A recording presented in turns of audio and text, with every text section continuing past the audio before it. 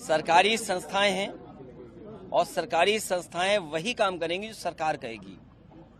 यही तो सवाल है लोकतंत्र में कि जो इंस्टीट्यूशंस हैं वो इंस्ट्रूमेंट हैं आजकल, और इंस्ट्रूमेंट्स बनकर के भारतीय जनता पार्टी को खुश कर रहे हैं। जो दुनिया में रिकॉर्ड बनाने जा रहे हैं झूठे मुकदमे का, ये केवल दुनिया में रिकॉर्ड नहीं बनने जा रहा है इनका झूठे मुकदमे का, ब्रह्मांड का रिकॉर्ड बनाने जा रहे हैं ये लोग। झूठे मुकदमे लगाने में भारतीय जनता पार्टी ब्रह्मांड में रिकॉर्ड बनाने जा रही है। और ये इलेक्टोरल बॉन्ड्स ने जो बैंड बजाया था बीजेपी का, उससे बचने के लिए, ध्यान हटाने के लिए काम भारतीय जनता पार्टी कर रही है।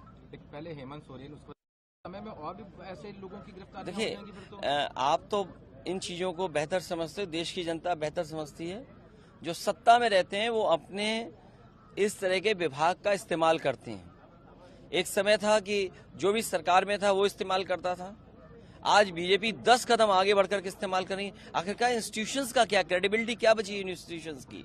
लोकतंत्र में जो भी सत्ता में आए उसकी जिम्मेदारी है कि इंस्टीट्यूशंस को बेहतर करें। आज इंस्टीट्यूशंस की क्रेडिबिलिटी क्या बची? आम लोग ये जानते हैं कि ED, CBI, income tax BJP के लिए काम कर रहे हैं।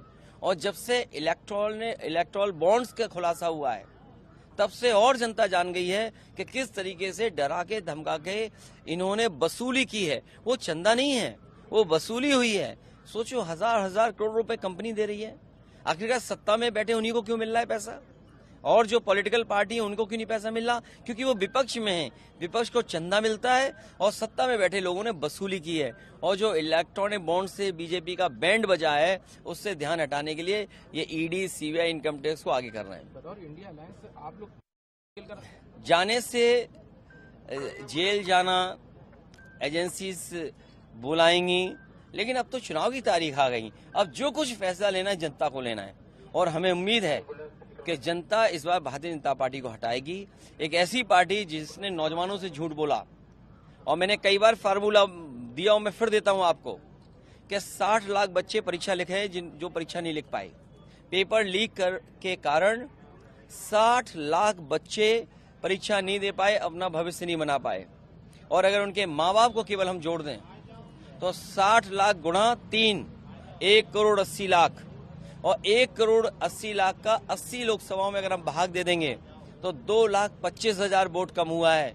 इसकी भरपाई भारतीय जनता पार्टी कैसे करेगी? सवाल है, आपने कहा कि अभी जो है एक अलायंस आपके साथ भी था, उन्होंने भी आप पीछे हाथ खड़े किए हैं, तो क्या इसके पीछे लग रहा है कि इस तरह की चीजें देखिए, हो रही हैं? कुछ लोग बहुत कुछ चाहते हैं। समाजवादियों की जिम्मेदारी ये है कि बीजेपी से मुकाबला करें।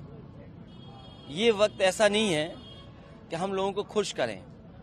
समाजवादियों की जिम्मेदारी बनती है कि यहाँ पर भारतीय जनता पार्टी को हराएं, और मुकाबले के लिए, हराने के लिए समाजवादी पार्टी मजबूत अच्छे प्रत्याशी समीकरण के हिसाब से दे रही है। समाजवादी पार्टी ने जिताया, विधायक भी बनाया उनको, उसके बावजूद भी हम इसके बारे में कुछ नहीं कहना चाहते।